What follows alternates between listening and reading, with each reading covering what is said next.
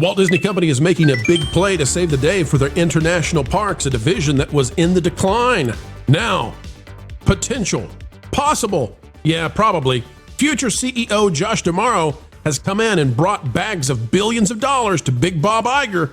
Today, we'll tell you how he did it with a Forbes article you just can't miss. Ladies and gentlemen, welcome back to the happiest YouTube channel that ever set sail. I am here with the very well Vash Sky, and sir, tell the folks out there why you're doing so swell.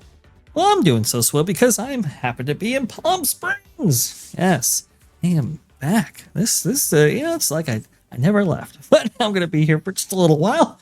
And while I'm here, I'm staying at a lovely resort. Bro, I am on cloud 9, but it is actually very, very hot here. And that just, it's like, wow, I wonder how hot it is in Abu Dhabi. And that's why we're talking about the story. Folks, by tomorrow, don't be fooled. He's going to be wearing Hawaiian shirts with little fancy drinks and umbrellas in the drink. He's going to be insufferable. Also, folks, if you're wondering where is Jonas J. Campbell, he'll be back. We promise. He can barely miss a single video, but we're here to talk about billions of dollars Disney is making, and it's all being shaken out by one Josh D'Amaro. Vash, let's get the likes in. Folks, click that like button, and if it's all right, let's get the news article up on the screen. Absolutely. Here you go from Forbes. This by Caroline Reed, who has been excellent in reporting on everything Abu Dhabi Disney. The $2.3 billion sparkle Abu Dhabi could have on Disney. This, of course, by Caroline Reed, published August 7th, 2025.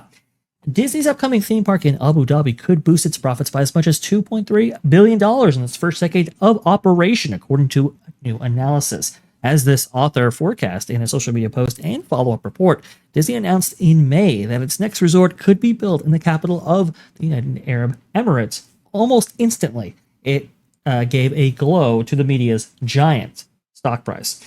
The value of Disney shares have largely been in decline since they hit a high of 201.91 in March of 2021. Colossal losses at its streaming services division, combined with a string of costly box office duds, led to Disney's stock price crashing to an almost 10-year low of 81.72 in April this year. It was even hurt lower than it fell at the onset of the pandemic, but it wasn't long before the magic returned. So what Caroline Reed is essentially saying here is that, like, look, lately, there really hasn't been that much to really praise when it comes to Disney's stock price performance. And we've talked about here on That Park Place multiple times at how Iger has seemingly, not been the best host of the Disney magic, let's say, especially compared to his predecessor, Michael Eisner. And Caroline Reed has had extensive reporting on this. So when you look at the Abu Dhabi Disney project, it looks like, this was definitely a deal they had to make in order to make the stock price, look as good as possible, at least in the mind of investors going forward, especially with that quarterly earnings that we said that, they were going to have some problems otherwise. That's right. And folks, we're not here to give you any kind of financial advice. That said, things have not gone so well for Disney since that announcement. Yes, there was a pop and drop. But I think what Disney's trying to do, Vash, is if you look at the Q3 for 2025 that we just received the last week or so, international parks revenue was disclosed, and it was at essentially $7 billion, $1.7 billion. Now, if we take the numbers that Caroline Reed is presenting to us, then they might be able to, in an optimistic, sunny kind of trajectory, they might be able to either get close to or surpass $2 billion in international park revenue.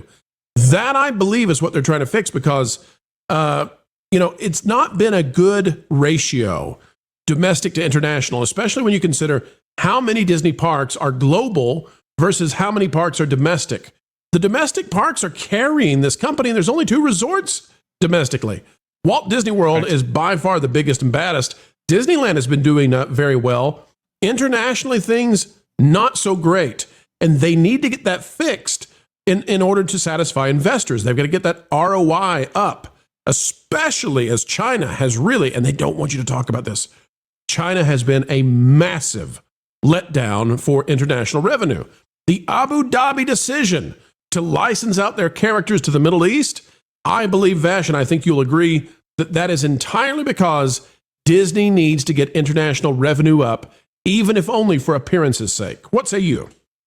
Yeah, I do believe you're correct in that assessment. And also, too, I mean, look, there's not a lot of capital to go around otherwise, right? I mean, even the parks division has been declining steadily quarter after quarter right there. And you know, international, it's so very, very weird when you actually examine the earnings reports, because it's like up and it's down. It's very, very volatile. And, well, what do we know about investors? They want consistency. And so this deal provides them that, right? It's just basically a cash injection when they need it the most, especially when it comes to investors looking to see whether or not they really want to, get into Disney stock right now. I mean, it really is a windfall here.